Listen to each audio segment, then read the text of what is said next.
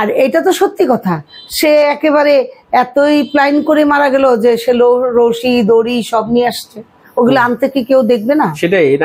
আবুল, তোমার কাছে আমার বিশেষ একটা অনুরোধ, আমার ছেলের যে কষ্টটা, যে দুঃখটা, যেভাবে সে মারা গেছে সব তুমি জানো।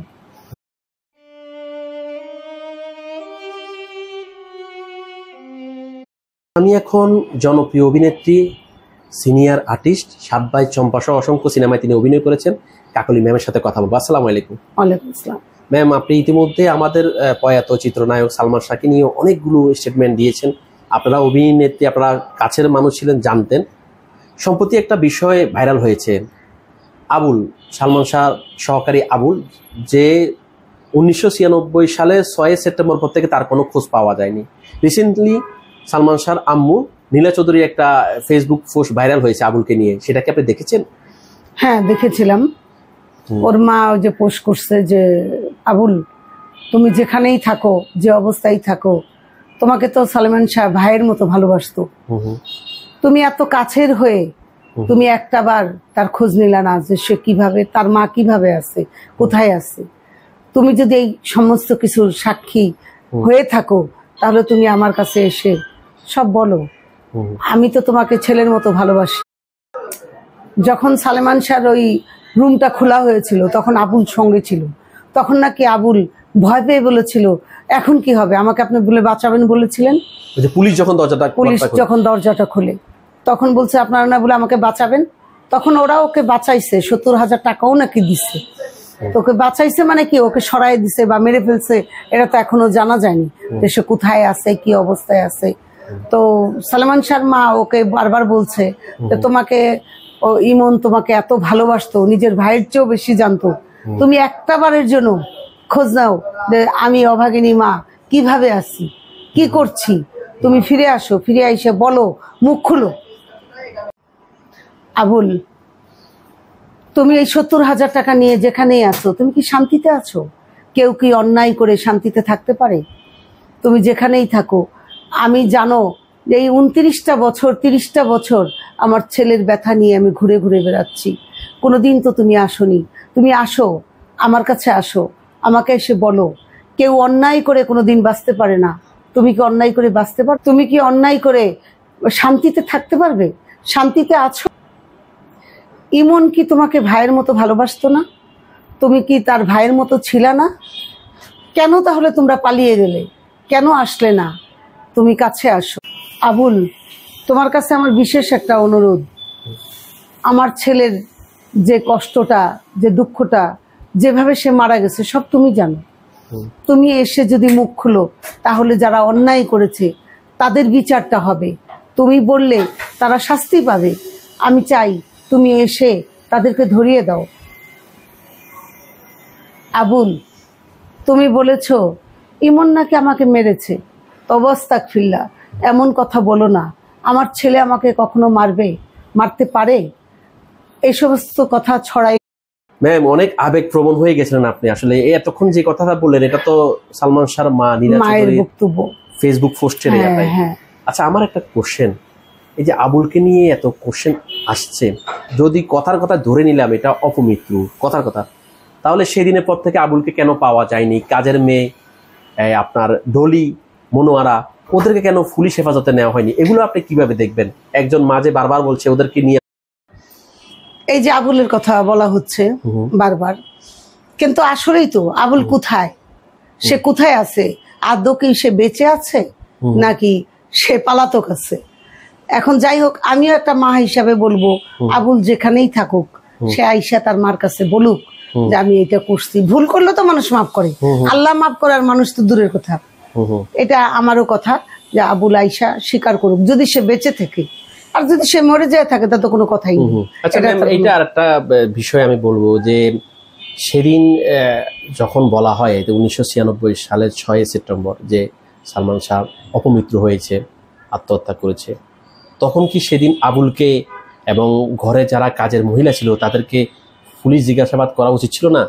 অবশ্যই তাদেরকে চার্জ করা উচিত ছিল, তাদেরকে নিয়ে যাওয়া উচিত ছিল, যেহেতু তারা জানে তাদেরকে বলা উচিত ছিল যে ঘটনাটা কি হয়েছে। ওরা না জানলে বলতো যে জানি না, কিন্তু ওদেরকে তো কিছুই বলা হয়নি। আর এখন ওদেরকে খুঁজে পাওয়া যাচ্ছে না, বা এমন কি কারণ ওরা হারিয়ে গেল? আর একে একে একজন না 3 জন লোক, মনোয়ারা, ডলি, আবুল, হ্যাঁ 3 জন লোককেই পাওয়া যাচ্ছে না। এখন কি পারে না ওদেরকে খুঁজে বের করে জিজ্ঞাসাবাদ করা? এটা তো সরকার বুঝবে, পাবে কিনা প্রশাসন বুঝবে। প্রশাসন তো অবশ্যই চেষ্টা করবে বের করার জন্য। হয়তো একটা কথা কি, অন্যায় যারা করে তারা গোপন থাকতে পারে না, আজ হোক কাল হোক বের হতেই হবে। 29 বছর পরে এত বছর পরে যদি তার মা উদ্বোধন করতে পারে, আর ওরা বের হবে না? বের হয়ে যাবে। ধন্যবাদ আপনাকে, আসলে এই বিষয়ে আপনি চমৎকার তথ্য দিলেন। সবচেয়ে বড় কথা হচ্ছে আপনিও সালমান শাহর মার ফেস ফলো করেন, ওনার পোস্টটা পড়লেন, এবং আপনি মা হিসেবে আপনার বক্তব্যটা আপনি দিলেন। অনেক অনেক খারাপ লাগে, কারণ একজন মা তো তার ভিতরটা সেই জানে যে তার কতটা হাহাকার করতেছে সন্তানের জন্য। সে যতই বিচার চাক, যত কিছুই চাক, কিন্তু সন্তান তো আর পাচ্ছে না। কিভাবে দেখছেন আপনি? এটা হচ্ছে কি বলবো, একটা মা, দুঃখিনী মা, মায়ের যে কথাগুলা শুনলেনই তো, যে মা যে কি লিখছে, কি বলছে, তার ভিতরটা তো যত বিচার হোক, আচার হোক, যাই হোক, মা তো, মার অন্তরটা তো, ছেলে তো সে ফিরে পাবে না, সে বিচার পাবে, সে সবকিছু পাবে, কিন্তু সন্তানকে পাবে না। তার ভিতরে একটাই সান্ত্বনা যে সে বিচার পাবে। এই যে মনোয়ারা, ডলি, আবুল, এরা আত্মগোপন করে আছে। কেন করে আছে? অবশ্যই এটার মধ্যে কোনো ষড়যন্ত্র এখনো আছে। তবে একদিন না একদিন অন্যায় কিন্তু চাপা থাকে না, অন্যায় একদিন না একদিন বের হয়ে আসবেই, তাদেরকে আসতেই হবে। আর যদি তারা জীবিত না থেকে থাকে তাহলে তো কোনো কথাই নেই। ম্যাম, আর একটা কথা বলবো, সালমান শাহ মা বারবার বলছিলেন যে তোমরা স্বীকার করো, আমি তোমাদেরকে মাফ করে দেব। আমি জাস্ট জানতে চাই যে আমার ছেলে আত্মহত্যা করেনি, কারণ আত্মহত্যা হচ্ছে মহাপাপ, এই অপবাদ থেকে মুক্তি পাক। এটাকে কিভাবে দেখছেন আপনি একজন মায়ের? ওর মা এখন যেটা বলছে যে আমি চাই তোমরা এই সেইটা বলো আমার ছেলে কিভাবে মৃত্যু হয়েছে।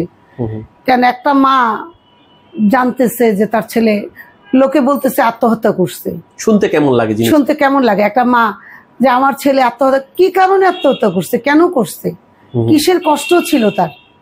তার তো কোনো কষ্ট ছিল না, তাহলে সে কেন এরকম আত্মহত্যা করছে? এখন ওর মার একটাই কথা যে তোমরা আসো আমার কাছে আইসা বলো, আমি তোমাদের সব মাফ করে দেবো, কিন্তু আমি জানতে পারবো আমার ছেলের মৃত্যুটা কিভাবে হয়েছে, কি কারণে হয়েছে, জানার অধিকার আছে, আমার জানার অধিকার আছে, এটাই তার এখন।